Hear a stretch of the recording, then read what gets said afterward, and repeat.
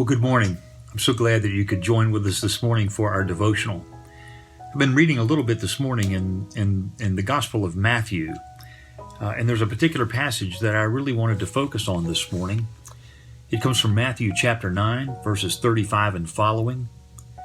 And Jesus went throughout all the cities and villages, teaching in their synagogues and proclaiming the gospel of the kingdom and healing every disease and every affliction.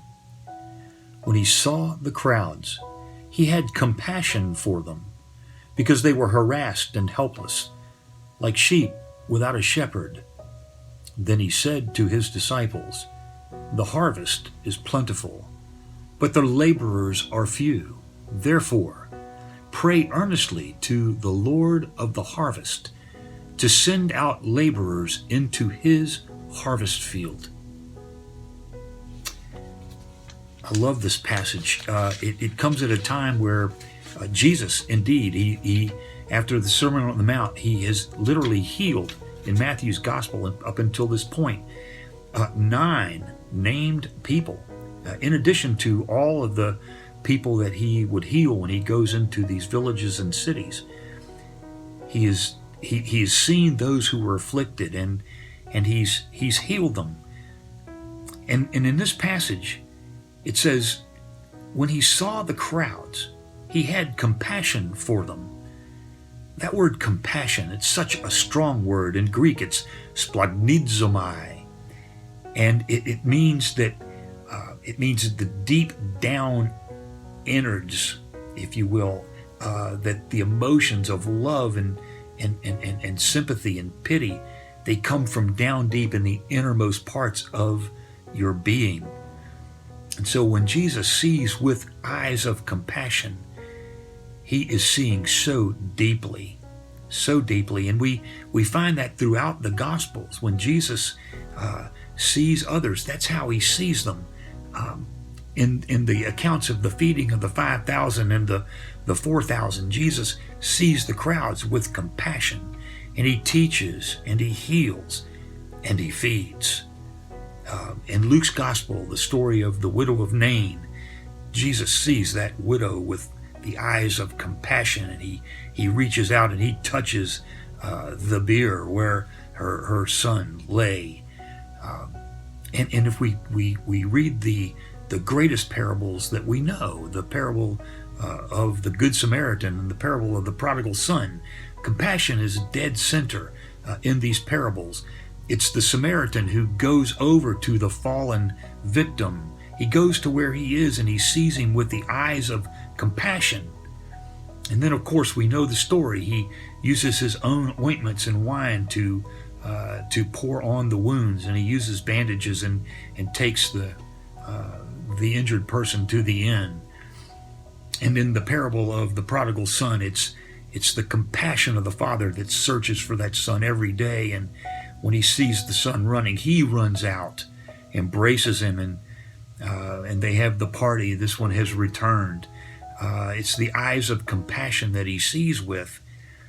And here's the thing that I think that we want to take away from this little passage this morning. When we see with the eyes of compassion, when Jesus saw with the eyes of compassion, there was action that followed. There was the urge to move on the other's behalf, and I think that's what's so wonderful about being able to see with eyes of compassion. There's a natural desire or a natural urge to do something on behalf of the other person, that we're getting close to them. We're actually seeing who they are. We're looking into their soul. And looking with the eyes of our own soul, and we're acting on that. In this passage this morning, Jesus says to the disciples, pray earnestly. Take that action. Pray earnestly to the Lord of the harvest that he'll send laborers, more laborers.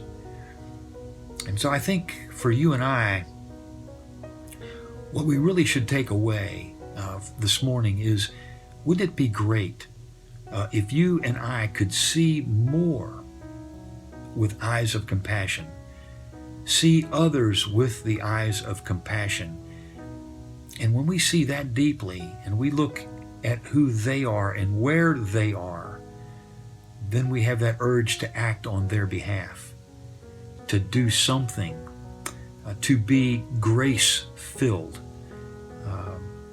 and just honor where they are, and just move to make that relationship a healing relationship, a deep relationship. So this morning, as we close, I do pray that you and I can see as Jesus saw, with eyes of compassion, and that in seeing with those eyes, we are moved to action. Moved to action. So perhaps your memory verse this week, like mine, can be from this very chapter, Matthew 9 and verse 36, 37 and 38. Then Jesus said to his disciples, "The harvest is plentiful, but the laborers are few.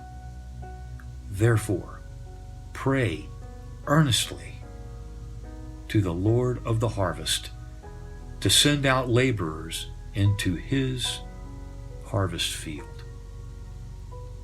May God bless you. I thank you so much for being with us this morning. I pray that you will stay safe, that you will be blessed. Have a great week. Take care. God bless.